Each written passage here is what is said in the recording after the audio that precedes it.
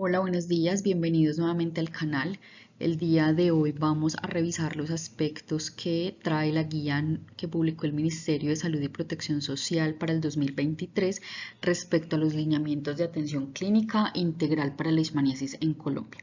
Mi nombre es Karen Jiménez Rodríguez, yo soy residente de segundo año del programa de pediatría de la Universidad Libre Seccional Cali. Entonces vamos a empezar mencionando como los aspectos más importantes que trae la guía, principalmente respecto a diagnóstico y a tratamiento de la enfermedad. Entonces la guía empieza recordando como unos aspectos generales de leishmaniasis a manera de introducción. Entonces recordar que es una enfermedad de etiología parasitaria, que es endémica en casi todo el territorio nacional, excepto en algunas áreas como por ejemplo Bogotá. Se conocen al menos 20 especies de los parásitos del género Leishmania que son patógenas para el humano. En las Américas han sido identificadas 15 de esas 22 y según la OMS cerca de 54 especies aproximadamente diferentes de vectores están potencialmente involucradas en la transmisión de la enfermedad. El vector específico en este caso son insectos hembra de la familia Psychodidae que van a tener unos reservorios en diferentes animales, tanto silvestres como domésticos. La leishmaniasis se presenta con mayor frecuencia en áreas rurales principalmente, donde se afectan poblaciones con algunos factores de riesgo, entre ellos sociales, importantes aspectos como la de malnutrición, desplazamiento poblacional, las inadecuadas condiciones de vivienda, estados de inmunodeficiencia y falta de recursos van a ser factores que van a aumentar la probabilidad de presentación de la enfermedad. En términos generales, la leishmaniasis va a presentarse en tres formas clínicas, de las cuales la de mayor frecuencia y de mayor distribución geográfica es leishmaniasis cutánea, representando entre el 95 al 98% de los casos. En segundo lugar y orden por frecuencia de presentación encontramos a la leishmaniasis cutánea, que se va a presentar en un 1 a 4% de los casos aproximadamente, y esta va a ser resultado de la diseminación del parásito y puede presentarse de semanas o incluso años después de la lesión cutánea primaria. Y en tercer lugar de presentación clínica vamos a encontrar la forma visceral, que afortunadamente se presenta en un porcentaje bajo, 0.1 a 1.5% de los casos, y es la forma más grave de presentación clínica y es potencialmente mortal. ¿De qué va a depender que se presente una forma u otra? Pues esto va a estar muy relacionado con la especie específica de leishmania que comprometa a ese paciente y de la respuesta inmune que tenga el huésped. Vamos a empezar entonces a hablar de la leishmaniasis cutánea. Como ya mencioné, es la forma más frecuente de presentación, la que tiene mayor distribución geográfica. Su periodo de incubación en promedio va de 2 semanas a 2 meses.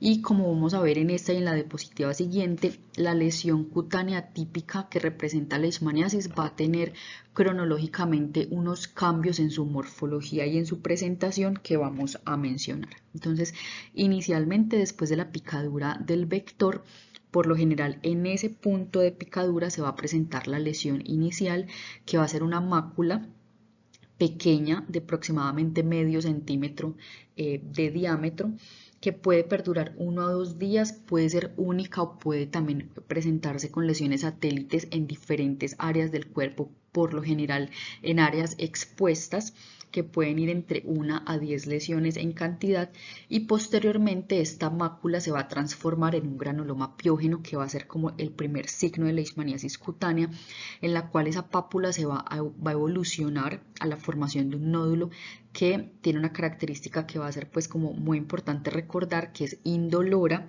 va a ser redondeada y va a tener la característica de ir aumentando progresivamente de tamaño, por lo general no tan rápido sino de una manera lenta.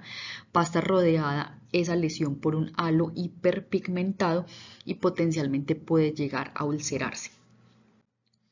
Una vez se presenta este estado de úlcera, por lo general puede llegar a presentarse cubierta por una costra que está bien adherida al fondo de la lesión y se convierte en un tejido muy friable, que al intentar retirar esa costra que está cubriendo la úlcera va a sangrar con facilidad ese tejido. Una vez logra desprenderse esa costra, se va a observar pues las características típicas de la úlcera que representa la leishmaniasis cutánea, que va a ser una úlcera rosada, de fondo limpio con algo de tejido granulación, redondeada y con unos bordes muy bien definidos, regulares, elevados y, como mencioné en la diapositiva anterior, la lesión es indolora. Ocasionalmente pudiera llegar a presentarse una coinfección bacteriana en la cual esta característica de ser indolora cambiaría y ya se presentaría una úlcera dolorosa, y este sería pues como el único escenario en el cual estaría indicado hacer un cubrimiento antibiótico, en el cual debemos elegir de manera empírica medicamentos que tengan un espectro que nos cubra bacterias gram positivas. Para hacer la definición de un caso sospechoso de leishmaniasis cutánea, entonces va a ser aquel paciente procedente de un área endémica para leishmaniasis que tenga lesiones cutáneas sugestivas, que ya mencionamos que son aquellas lesiones típicas inicialmente en el sitio de la picadura, que puede ser única o múltiple, inicialmente pequeñas, posteriormente progresando a estas lesiones redondeadas de bordes regulares con un halo hiperpigmentado que pueden ulcerarse, estas úlceras con un fondo limpio, tejido de granulación, rosadas, y que aparte de estas lesiones cutáneas sugestivas, pues cumplan con 3 o más de los siguientes criterios, es decir, que no tenga historia de trauma, que explicara de pronto la presentación de las lesiones, que el tiempo de evolución de las mismas sea mayor a 2 semanas, que haya presentación de úlceras, de lesiones nodulares, de lesiones satélites o de adenopatías localizadas que pueden asociarse a la presentación clínica.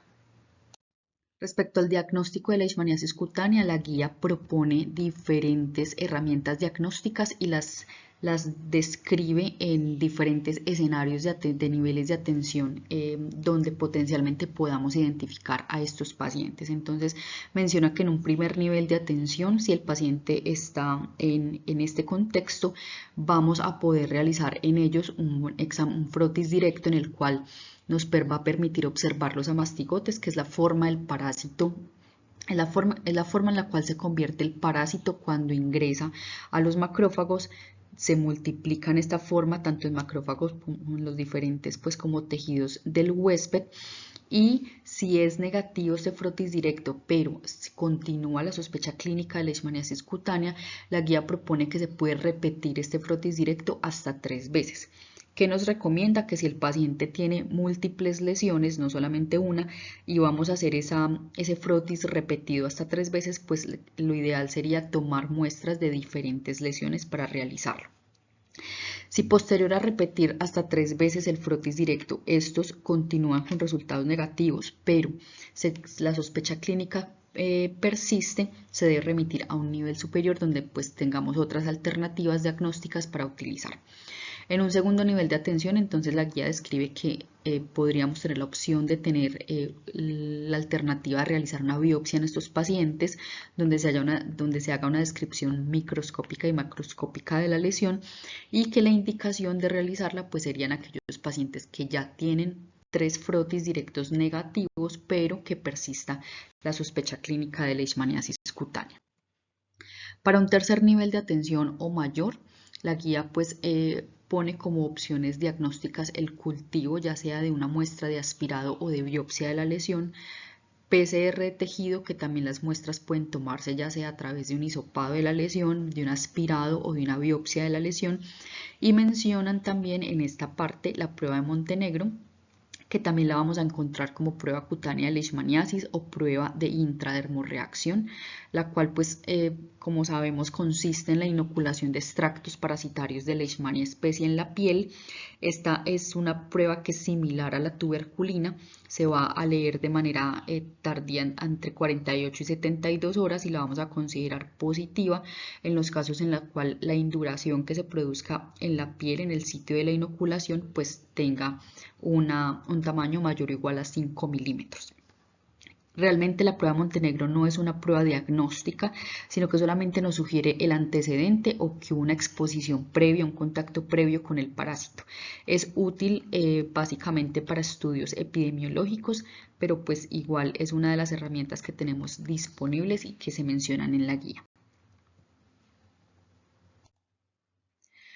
Una vez entonces confirmamos el caso, ya sea por cualquiera de las herramientas diagnósticas que mencioné y que definamos qué tipo de tratamiento le vamos a dar al paciente, Todo paciente, independientemente de la forma clínica de leishmaniasis que presente, se debe notificar al Civigila de acuerdo a lo establecido en los protocolos de vigilancia. Aquí en esta diapositiva pues está la ficha que debemos llenar. Los códigos sería la ficha número 420, 430 y 440 para las diferentes formas clínicas de leishmaniasis. En esta ficha entonces nos van a pedir datos básicos del paciente, nombre, número de identificación, y van a estar los 3 escenarios clínicos. Si es leishmaniasis cutánea, pues nos preguntan el sitio de la lesión. Si es una leishmaniasis mucosa, el tipo o la mucosa comprometida y los signos o síntomas asociados. Para el caso de leishmaniasis visceral, entonces los signos y los síntomas que presenta el paciente.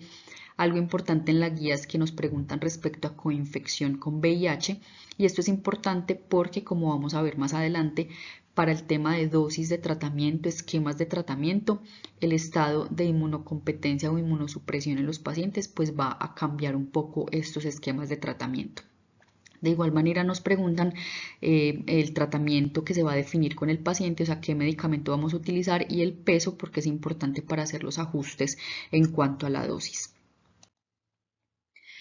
Esta tabla que vemos en esta diapositiva va a ser una tabla que va a aplicar para las 3 formas clínicas. En esta se muestran las 4 alternativas farmacológicas que tenemos disponibles para el manejo de los diferentes tipos de pacientes con leishmaniasis y los paraclínicos que debemos realizar. Siempre que hacemos el diagnóstico de un paciente y que definamos qué medicamento vamos a utilizar, esta decisión va a estar basada en algunas variables como la edad del paciente, si es inmunocompetente o no, si tiene alguna comorbilidad, el peso, el tipo de leishmaniasis que presenta. Entonces, para la mayoría de ellos, como son medicamentos que potencialmente pueden generar diversos efectos adversos, antes de iniciar el tratamiento debemos tener unas pruebas de función hepática, pruebas de función pancreática y renal.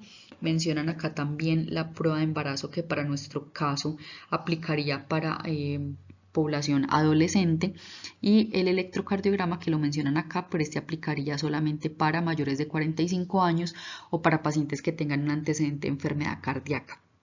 Porque es importante, debemos tener siempre estas pruebas como de manera basal antes de iniciar el tratamiento, y también, como vamos a ver ahora, van a ser laboratorios que debemos también incluir dentro del seguimiento, tanto durante el tratamiento, pues para vigilar la presentación de efectos adversos con el tratamiento, y también durante el seguimiento de los pacientes.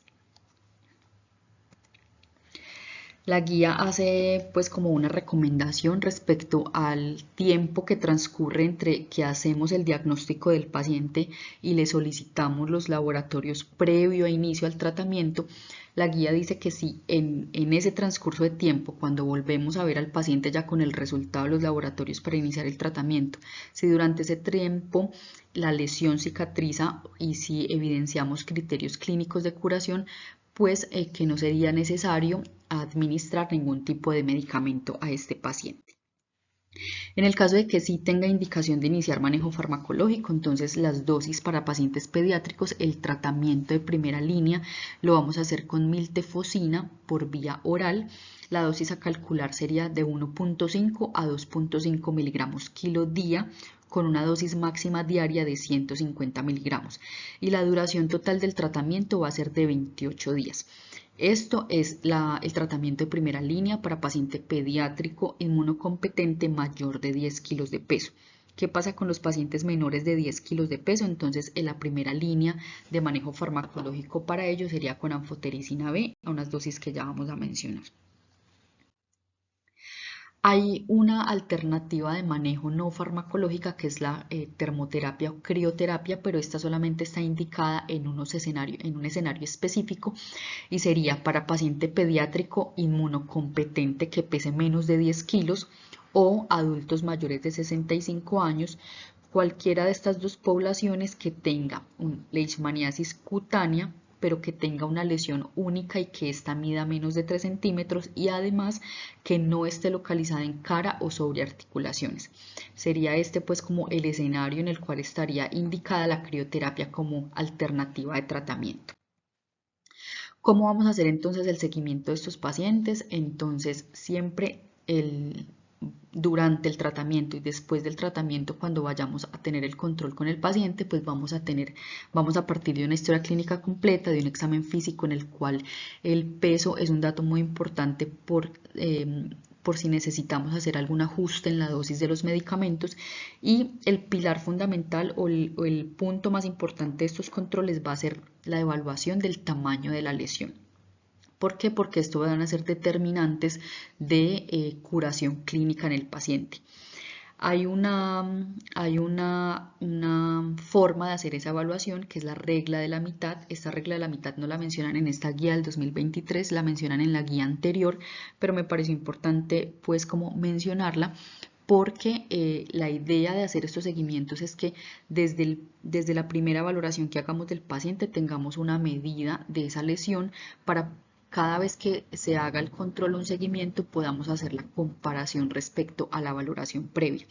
La regla de la mitad hace referencia a que el objetivo con el tratamiento o lo que esperamos que suceda después de que se inicie el tratamiento es que la lesión disminuya la mitad del tamaño en cada control que hagamos del paciente. Ese sería pues como el objetivo y lo que nos representaría una adecuada respuesta al tratamiento y criterios de curación.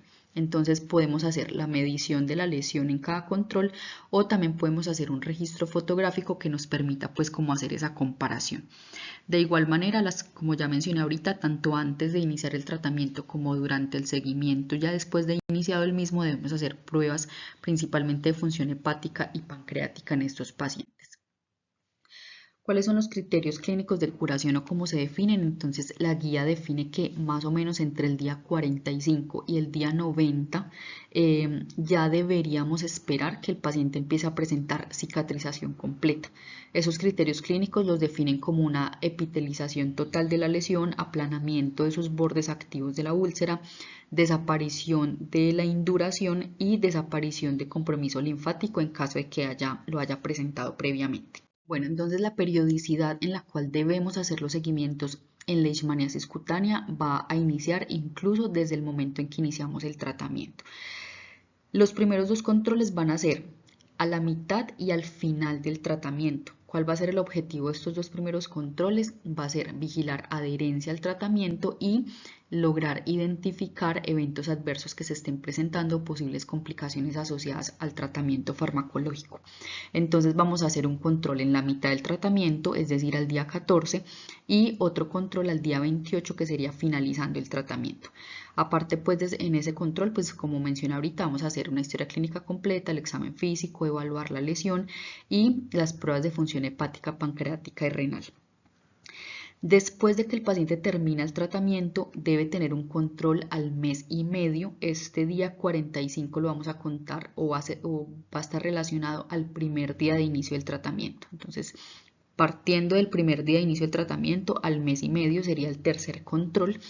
Y en este el objetivo va a ser buscar signos de falla terapéutica, que va a estar definida como, si seguimos lo de la regla de la mitad, si el paciente no tiene una reducción de por lo menos el 50% del área de la lesión o por el contrario aparecen nuevas lesiones, pues serían signos o nos indicaría una falla terapéutica.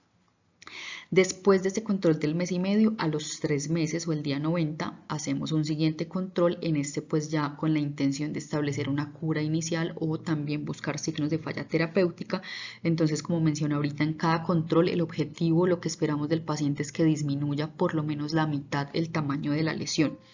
En caso de que no suceda esto y no haya una disminución por lo menos del 50% del tamaño o que aparezcan nuevas lesiones, la conducta a seguir acá entonces sería tomar un examen directo de estas lesiones y solo en caso de que sea positivo debemos administrar un nuevo tratamiento.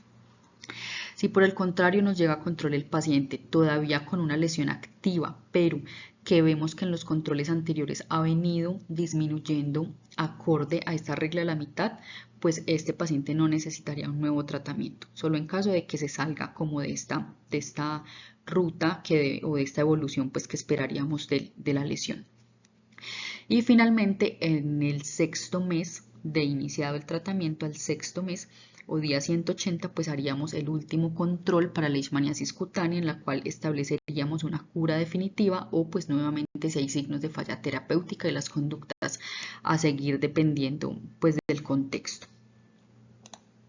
Ahora vamos a mencionar entonces leishmaniasis mucosa, que es la segunda forma en cuanto a frecuencia de presentación de leishmaniasis, en la cual se presenta varios meses o hasta años después de haber cicatrizado la forma cutánea. En la mayoría de los pacientes que van a desarrollar esta forma mucosa lo hacen en los primeros 2 años después de haber tenido esa lesión cutánea. Sin embargo, en algunos pacientes no siempre hay evidencia de esa lesión cutánea previa, no hay cicatrices y tampoco hay historia de enfermedad. La especie de parásito más frecuentemente asociada a leishmaniasis cutánea es Leishmaniasis brasiliensis y puede ser secundaria además a una diseminación ya sea por vía hematógena o linfática de una lesión cutánea distante o de manera pues menos frecuente por extensión a mucosas de leishmaniasis que se presente por ejemplo en cara. ¿Cómo va a ser la presentación clínica? Entonces pues como lo más importante que debemos recordar para que no se nos olvide es que la mucosa que más frecuentemente se va a afectar en leishmaniasis va a ser la mucosa del tabique nasal. Estos pacientes se pueden presentar o pueden manifestar una sensación de obstrucción nasal, de prurito, de dolor a nivel nasal. Puede haber presencia de costras serohemáticas o escurrimiento mucosanguinolento o francamente hemorrágico. Localmente también van a tener unos cambios inflamatorios, aumento del volumen de la punta nasal, pues todo esto secundario a este proceso inflamatorio, eritema, edema, infiltración local y la lesión puede incluso progresar hasta perforar el tabique o incluso a comprometer áreas vecinas como por ejemplo paladar, faringe, laringe y labio superior. ¿Cómo vamos a definir un caso confirmado de leishmaniasis mucosa? Entonces va a ser aquel paciente procedente de un área endémica que tenga lesiones en mucosa de la nariz o en mucosa de orofaringe y que tenga uno o más de los siguientes criterios: que tenga cicatrices o lesiones cutáneas compatibles con leishmaniasis, que tenga lesiones vegetantes, deformantes o ulcerativas, ya sea en la mucosa nasal o en estructuras vecinas como orofaringe, labios, ojos, paladar o incluso en genitales. Otro criterio sería si tiene eritema, edema, ulceración o perforación del tabique nasal o que tenga ya una confirmación mediante histología o mediante estudios parasitológicos o inmunofluorescencia indirecta. Entonces, nuevamente vamos a seguir casi que los mismos pasos diagnósticos que hicimos para la leishmaniasis cutánea. Vamos a partir de una historia clínica completa en la cual hacemos pues anamnesis y examen físico completo del paciente. Aquí las herramientas diagnósticas que tenemos son muy similares. Podemos hacer biopsia de la mucosa comprometida, podemos hacer estudios de inmunofluorescencia indirecta que para el caso, para hacer diagnóstico, para considerarlos positivos, van a ser con títulos mayores o iguales a 1 en 16. También podemos hacer PCR de tejido o también pues aquí está descrita reacción de Montenegro, pero pues como mencionamos ahorita ya sabemos que es una prueba que no es diagnóstica, solamente nos va a hablar de exposición previa con el parásito. Entonces, una vez confirmemos el caso y definamos qué tipo de tratamiento vamos a hacer, nuevamente hay que hacer notificación al CIVIGILA. La guía hace una recomendación y es recordar que en pacientes que presenten un compromiso mucoso y que ese compromiso mucoso sea secundario a extensión de una lesión primaria que fue cutánea, la forma o el algoritmo sería tomar frotis directo para leishmaniasis de la lesión cutánea, no de la mucosa, y simultáneamente hacer pruebas serológicas para hacer la confirmación del diagnóstico. ¿Cuál es el tratamiento de primera línea para la leishmaniasis cutánea? Este tratamiento lo vamos a hacer con antimoniato de meglumine o glucantime, que es la forma en que la conocemos. Esta viene en presentación de ampollas de 1.5 gramos en 5 mililitros y vamos a calcular la dosis a 20 miligramos kilo por día para administrarlo por vía parenteral, ya sea muscular o endovenosa.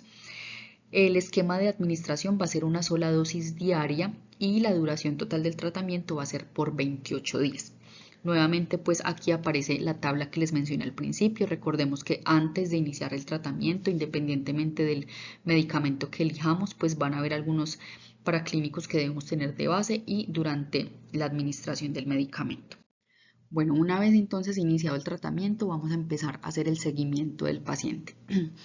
Entonces, al igual que para la leishmaniasis cutánea, para la leishmaniasis mucosa vamos a hacer control en la mitad del tratamiento, es decir, hacia el día 14, y otro control al finalizar el tratamiento, que sería el día 28.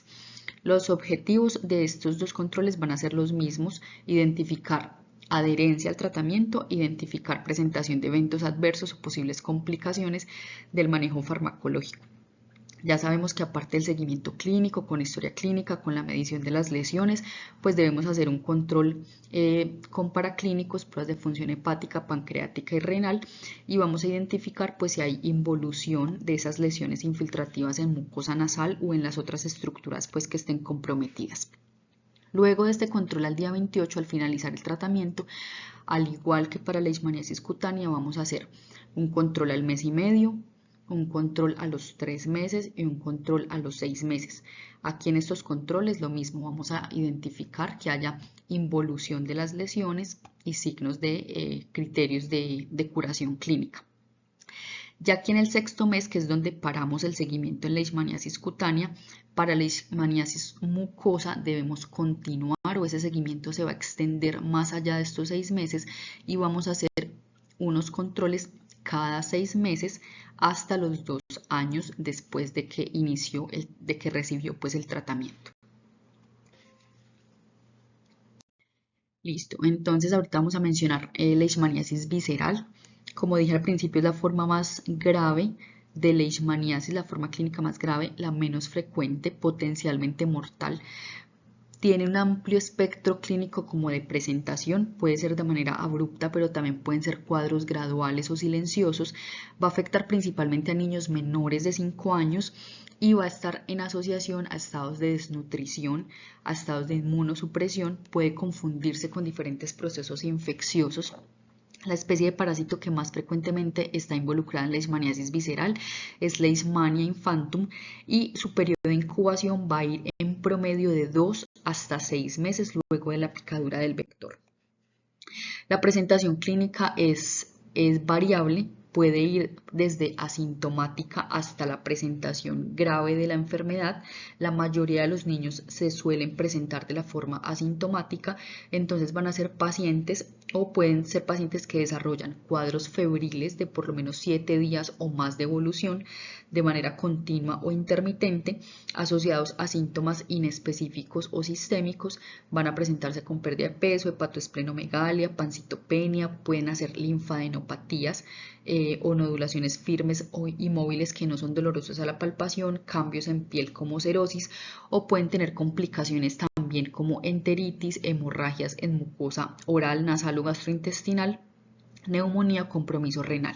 Como ya mencioné, al ser su forma más grave es potencialmente mortal. Un caso probable de leishmaniasis visceral va a ser aquel paciente que sea procedente de un área endémica o no endémica, que tenga un cuadro febril de 7 días o más de duración, que tenga esplenomegalia o hepatomegalia y que además se asocie por lo menos a una citopenia, sea esta anemia, sea leucopenia o sea trombocitopenia. Aún sin tener confirmación diagnóstica por histología, por serología, con la sola sospecha clínica de leishmaniasis visceral o con que cumpla criterios para un caso probable, ya es suficiente para que debamos hacer la notificación al Civigila. Y si este paciente fue captado en un primer nivel de atención, debe remitirse a un nivel de mayor complejidad de manera como una urgencia vital. Ya un caso confirmado, entonces lo vamos a definir como pacientes que tengan una prueba RK39 positiva, que es una prueba rápida, una prueba de diagnóstico rápido que utiliza antígenos recombinantes de Leishmania especie, o que sea un caso confirmado por medios de identificación parasitológica, por medio, por ejemplo, de una aspirado de médula ósea o una biopsia de vaso de un ganglio, o que tenga pruebas de inmunofluorescencia indirecta positiva, que aquí el punto de corte de estos títulos para considerarlos positivos para la leishmaniasis visceral van a ser anticuerpos con títulos mayores o iguales a 1 en 30. Bueno, entonces vamos a tener los mismos pasos para el diagnóstico que habíamos mencionado para la leishmaniasis cutánea y mucosa. Entonces vamos a partir de la historia clínica, la anamnesis y el examen físico que nos va a dar pues como la sospecha clínica. Si este paciente lo identificamos en un primer nivel de atención, debe ser remitido, como ya mencioné ahorita, a un nivel de mayor complejidad como una urgencia vital. Y para la leishmaniasis visceral, entonces ya la guía nos adiciona una alternativa diagnóstica más, que es una prueba de diagnóstico rápido o el test de antígeno recombinante RK39, el cual pues si es positivo tiene una alta sensibilidad y una alta especificidad, ambas por encima del 90% para la leishmaniasis visceral. También pues como alternativas diagnósticas para hacer la confirmación, entonces podemos hacer aspirado de médula ósea, biopsia de algún ganglio o biopsia esplénica. En cuanto a los estudios de inmunofluorescencia, que también es otra alternativa que tenemos, entonces vamos a considerar los positivos cuando tenemos unos títulos de anticuerpos de tipo IgG anti-leishmania mayores o iguales a 1 en 32. Bueno, una vez entonces tengamos la confirmación diagnóstica de leishmaniasis visceral y la notificación correspondiente al CIVIGILA, el tratamiento de primera línea en este caso o en esta forma de presentación clínica de leishmaniasis es con anfotericina B. Anfotericina B la encontramos en ampollas de 50 miligramos y la dosis la vamos a calcular a 3 miligramos kilo día en pacientes que no tengan ninguna inmunodeficiencia de base. Entonces, paciente inmunocompetente, 3 miligramos kilo día.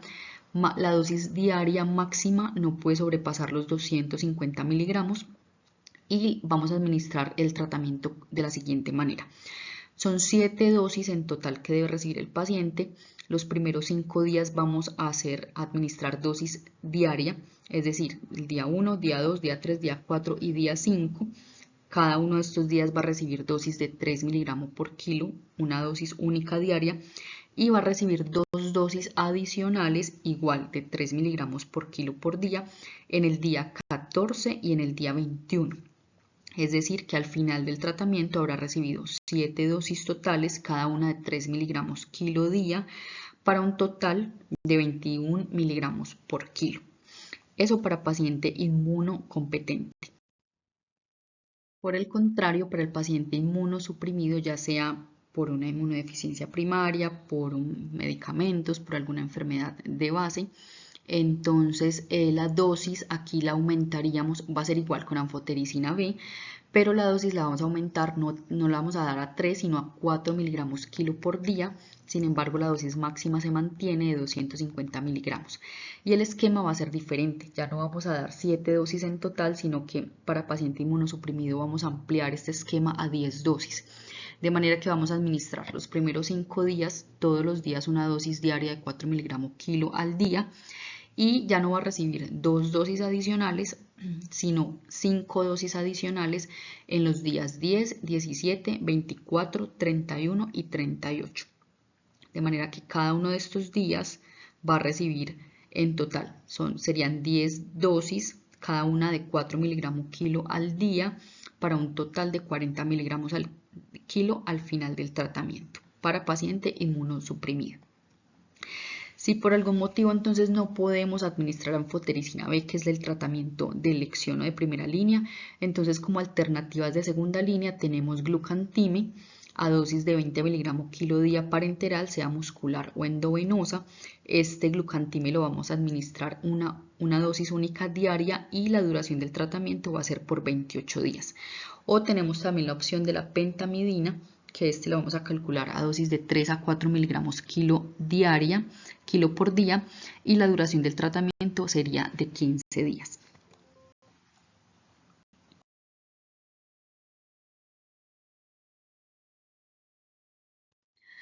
El seguimiento en la leishmaniasis visceral entonces va a tener también una modificación comparada con el seguimiento que hacemos con las otras formas clínicas, pues dada la gravedad del cuadro clínico y las potenciales complicaciones que incluso pueden llegar a comprometer la vida del paciente, pues requiere que en sus fases iniciales tenga un seguimiento con una mayor frecuencia. Entonces, en ese primer mes de tratamiento o de seguimiento, vamos a hacerlo hacia pues estos pacientes, por el tipo de medicamento que necesitan y el tratamiento, pues obviamente va a ser un manejo intrahospitalario. Por lo menos la primera semana van a estar hospitalizados y ya luego entonces se haría un control. Al séptimo día de haber iniciado el tratamiento, al día 14, al día 21 y al día 28, vigilando eventos adversos o potenciales complicaciones del tratamiento. Durante este periodo de tiempo, aparte pues de la evaluación clínica, también debemos hacer los exámenes de pruebas de función hepática, renal y pancreática para vigilar estos posibles efectos adversos de los medicamentos. Y luego de estos 4 controles, entonces continuamos como con la secuencia que teníamos para las otras formas clínicas al mes y medio, a los 3 meses, a los 6 meses y luego cada 6 meses hasta completar los 2 años. Y ya para terminar, entonces, pues como las cosas grandes que nos queden pues como presentes de la revisión, recordar pues que la leishmaniasis es una enfermedad endémica de etiología parasitaria transmitida por vectores. La forma clínica más frecuente de leishmaniasis es la cutánea, la menos frecuente es la forma visceral, pero es la forma más grave. En los diferentes escenarios o niveles de complejidad donde identifiquemos o tengamos sospecha clínica en un paciente, vamos a tener diferentes alternativas o herramientas diagnósticas para poderlo abordar. Siempre recordar que independientemente de la forma clínica de leishmaniasis que tenga el paciente, siempre debemos hacer notificación al Civigila, siempre debemos llenar la ficha epidemiológica. Aquí coloqué entonces como los medicamentos de primera línea para las 3 formas clínicas: leishmaniasis cutánea, miltefosina 28 días, leishmaniasis mucosa, glucantime 28 días y leishmaniasis visceral, anfotericina B, pues en los esquemas de tratamiento, si es dependiendo si es inmunocompetente o inmunosuprimido. Y finalmente, pues recordar que el seguimiento es clínico y paraclínico, no solamente durante el tratamiento, sino también después de haber terminado el tratamiento, 6 o hasta 2 años, dependiendo de la forma clínica. Muchas gracias por su atención.